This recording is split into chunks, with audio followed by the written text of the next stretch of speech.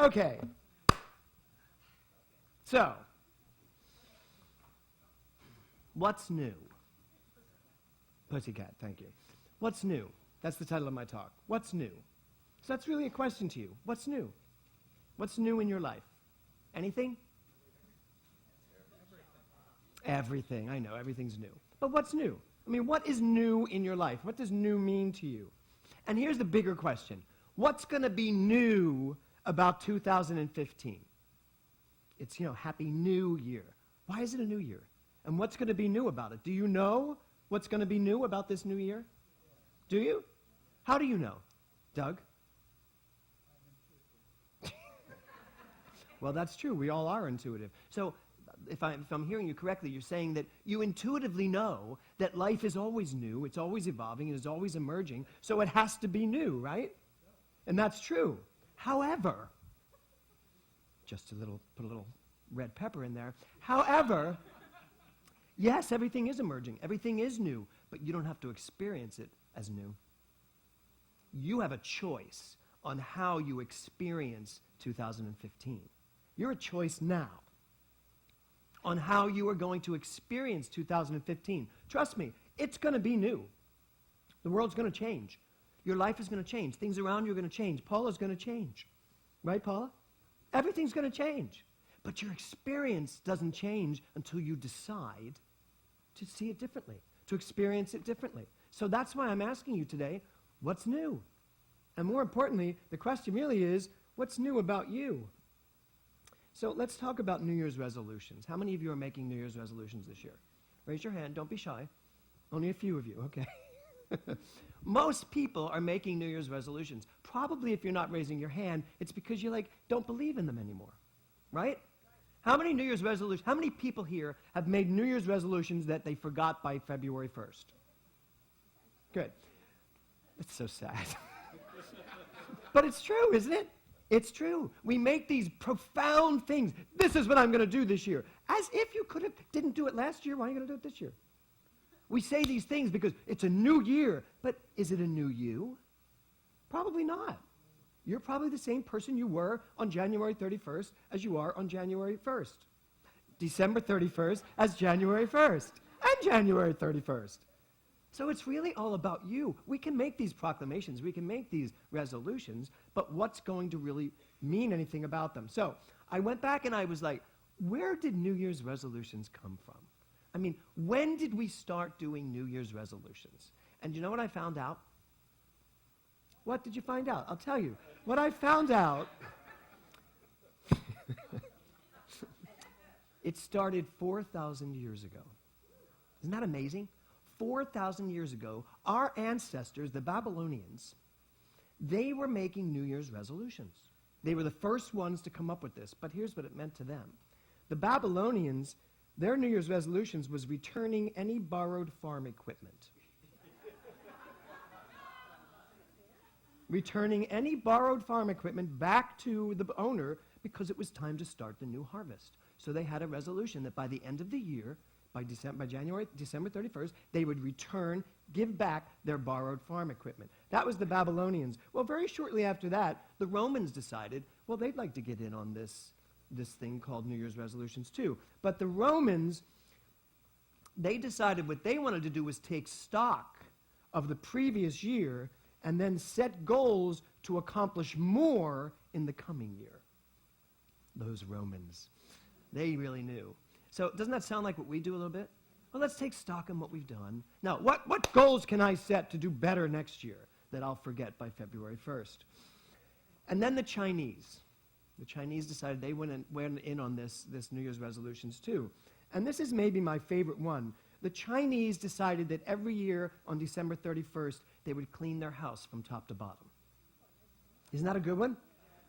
They cleaned their house from top to bottom. That was their New Year's resolution. Well, all of these actually work for me. Every single one of them. So let's start with the Babylonians. I'm here to tell you today to return what you have borrowed. You're all like, what? Return what you have borrowed. What do you think you borrowed this year? You might have borrowed money. You might have what? Stories. Okay, you borrowed stories. What else have you borrowed? This can be interactive today. I'm in that kind of mood. What else have you borrowed? Thank you, Barbara Wilder. Others people's ideas. Have you borrowed any beliefs this year? Have you borrowed any thoughts this year? Has anybody been telling you anything this year that you may have grabbed onto and borrowed? Have you borrowed anything about the economy? Have you borrowed anything about politics? Have you borrowed anything about your health? Has any doctor said something to you that you borrowed that opinion from? We borrow a lot of things throughout the year. We borrow them, and then we actually make them our own, but they're not. They're borrowed. Because things that are off kilter are not our own. They're borrowed. So it would be a really good time to give them back. Just give them back from where they came. Ideas, beliefs, thoughts, anything that is not inherent in who you truly are, give them back. So, number 2, the Romans. Setting goals. How many of you are setting goals for 2015? Okay. What if I were to tell you not to? What if I would say, don't set goals? Do you remember the goals you set last year? Anybody remember the goals they set last year? We had a big goal here. I am awake. And aware to some people. I am awake. That was a goal I set. And I set that goal, but it didn't become a goal to me. It actually ended up being something that I owned. So it wasn't a goal anymore. I wasn't trying to be awake. I just said I'm awake. And then I stayed awake. So is that a goal? No. You know what goals tend to be? In football,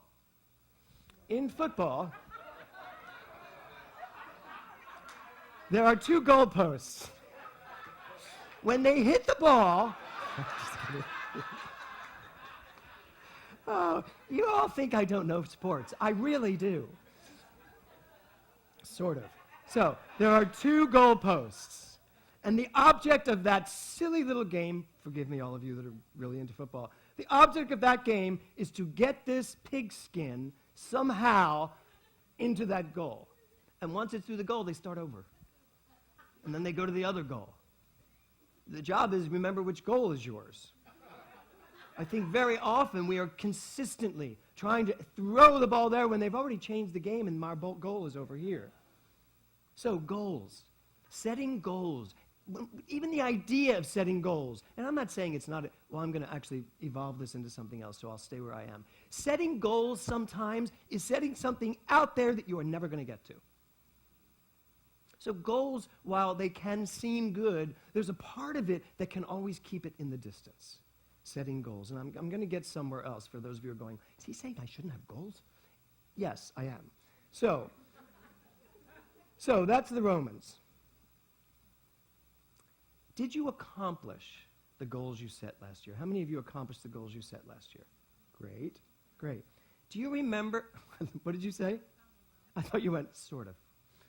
Some of them, okay. So, do you remember what it took to accomplish them? What did it take to accomplish your goals? Do you remember? Who had one that they really accomplished? Who accomplished a great goal? Mariana, what did it take for you to accomplish that goal? Discipline, perseverance, grace, and fortitude. That was good. It was like such a perfect answer that I'd see who I'm asking. Say it again. Discipline, perseverance, grace, and fortitude, and joy. And joy. Okay, Joy Wisnikov. So, everything she just said, what are they? They're qualities of God, aren't they? They're your qualities. It's who you are. So did it really take any of that? You already have that. Did you have to go find discipline? Do you have to find a discipline? Some people think you do. Do you have to find grace? Do you have to find any of these things to accomplish your goals? No, you don't.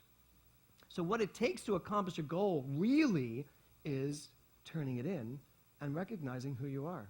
That's all it is. That's as simple as it is. So, how about not setting a goal this year? How about not setting a goal this New Year's as we go to New Year's Eve? How about not setting this list of all these things that we will probably forget by February, and then sometime in March, April, or May, we're going to get annoyed that we remembered the goal that we haven't paid attention to. How about not setting the goal? Do I sound pessimistic? No. Good. How about not setting the goal and just allowing yourself more space to be? More space to realize you are all those things that Mariana said. So, let's go to number 3. Clean your house. Now, what I love about this is that they clean their house from top to bottom. From top to bottom. Meaning from consciousness to form. Clean your house from where it starts, your mind. Clean your consciousness up. Get rid of all the things you borrowed. Get rid of all the goals that are still in there tripping you up. Clean it. Allow it to become a clean slate. Allow it just to be wide open so that whatever you speak shows up in form.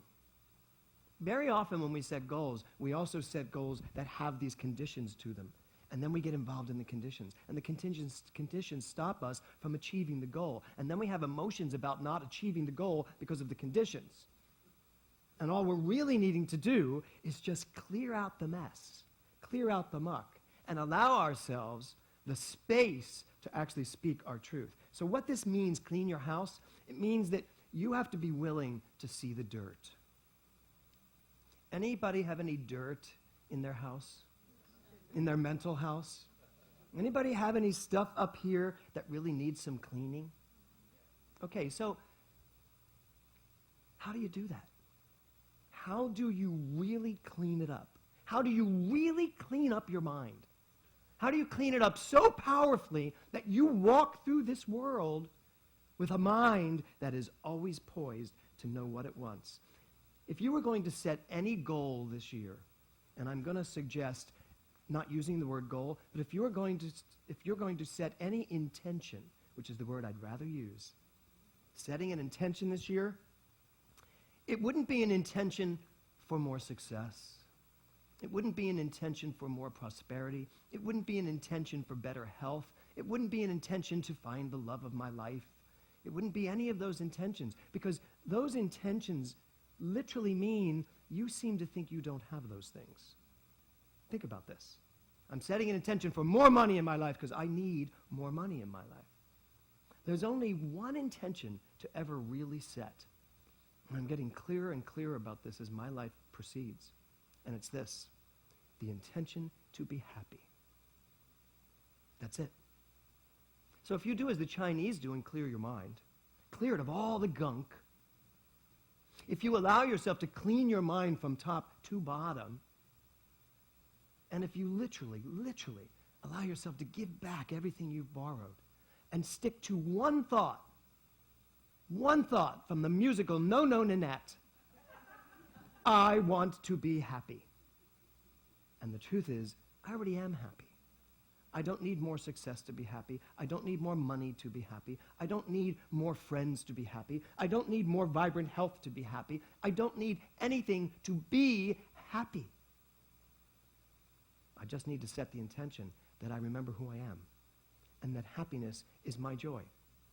And therefore, if your intention is to be happy, every single thing that comes your way in 2015 must meet the test. It must equal happiness for you. And if it doesn't, as I say, and John Livis says here, it's one of my favorite quotes, if you can't put your heart in it, take yourself out of it. If you can't put your heart in it, take yourself out of it. If you can't find happiness within you doing this, then you should not be doing this. Wouldn't that be the most profound way to use our 2015? What if every single person in this room, every single person online, what if every single one of us was just obscenely happy for all of 2015? They may cart us away because the world's not used to that. We're not used to that. We are used to challenges and ups and downs and, good times and bum times. I've seen them all. And my dear, they're all still here, and I don't want them anymore. We're used to that. But what if we got used to just being happy?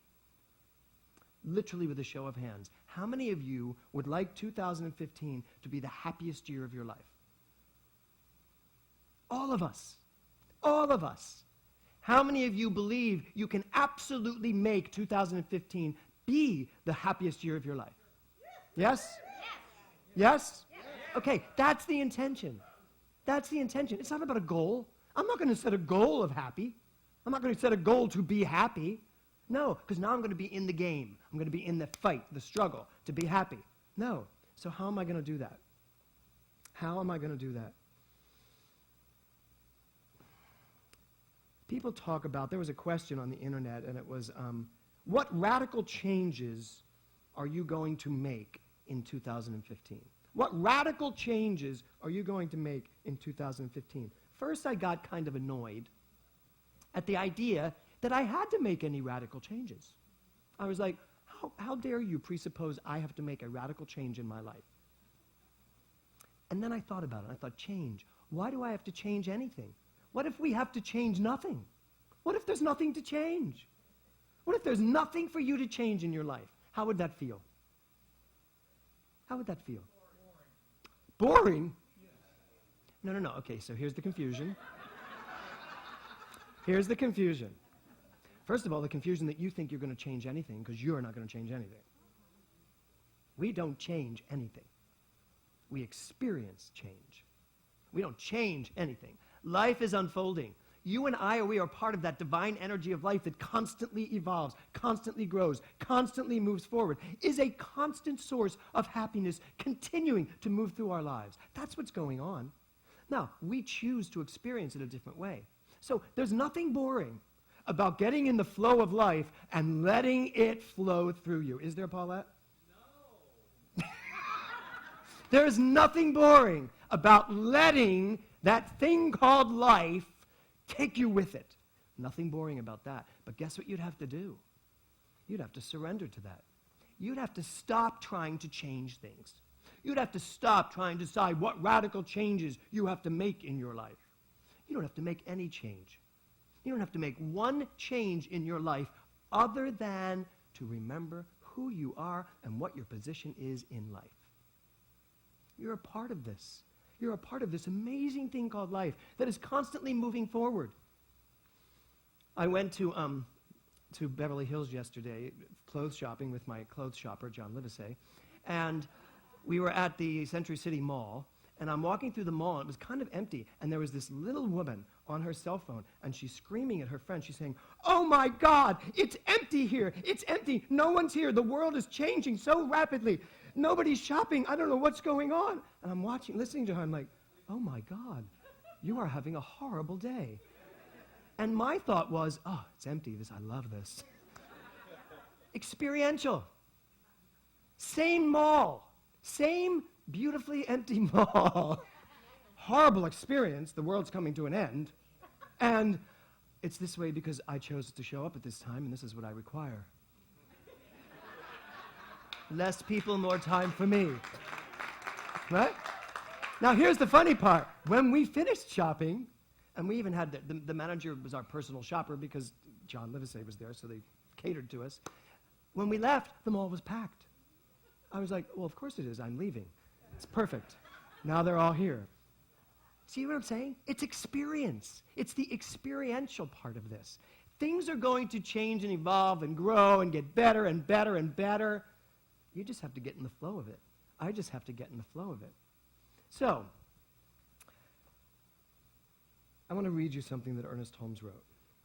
He said this: "Life is a blackboard upon which we consciously or unconsciously write those messages which govern us.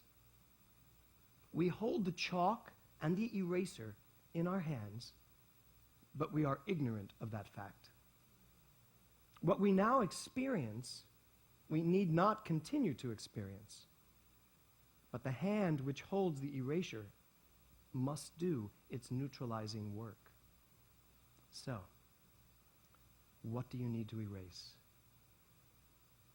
Here we are at the end of 2014.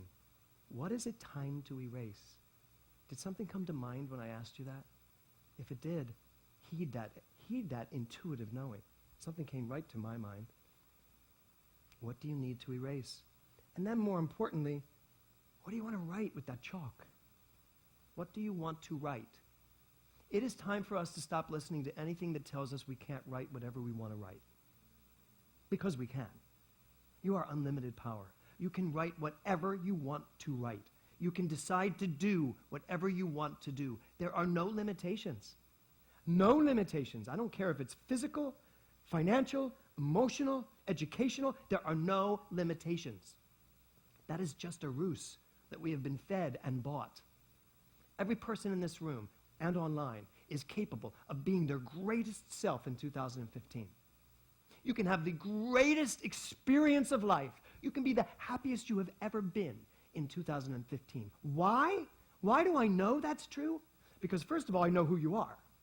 I know who you really are. Second of all, because I know that like that, I can change my experience. Ralph Waldo Emerson wrote, and I use this in CPR, write it on your heart that every day is the best day of the year. Write it on your heart. So that's what I'm asking you to do today.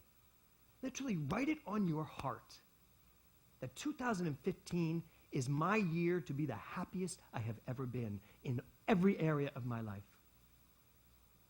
And then write it on your heart that that is not only possible, but probable and definite because you know who you are. Ralph Waldo Emerson also said this, a good intention clothes itself with sudden power. A good intention clothes itself with sudden power. I can't think of an intention that would be more good than to say, I am happy. I am the happiest I have ever been. And I will continue to grow and evolve within that happiness. And if the good intention clothes itself with sudden power, then I expect Moses and the waters to just rush up and just take me on that journey. I don't know why I said Moses. I could have said Oprah Winfrey just as easily. I expect all of this great energy to just swell up and say, you said happiness? Wait, did I hear you? Did you say you want to be happy? Well, that's new. You're usually telling me you want a better job. You're usually telling me you want more money. You're usually telling me you want better relationships. You're usually telling me you want more creativity. God, you just want to be happy? Well, that's the easiest of all because that's what you are. And by the way, if you really want to just be happy, you're going to have better relationships. You're going to have more money. You're going to have more success. You're going to have more creativity. You're going to have it all because that's what happy is. That's the universe. That's what it's here, ready to just tell you, to say to you. So, this year, make a New Year's intention. Not a resolution, not a goal. Make a New Year's intention. Make your intention for this year be happy. You don't have to change anything in your life. You don't have to do any work other than to stop working so hard to get everything. Bless you. And start being the very thing that you are innately willing to express, and that is joy. Be joyful. Be happy. Set the intention, and watch the power of the universe swell up and just engulf you and take you into 2015 with such a rush you will not be able to forget it by February 1st. And I guarantee you by December 31st, you're going to be looking back saying, bring more! Because that's what we're all about. Namaste.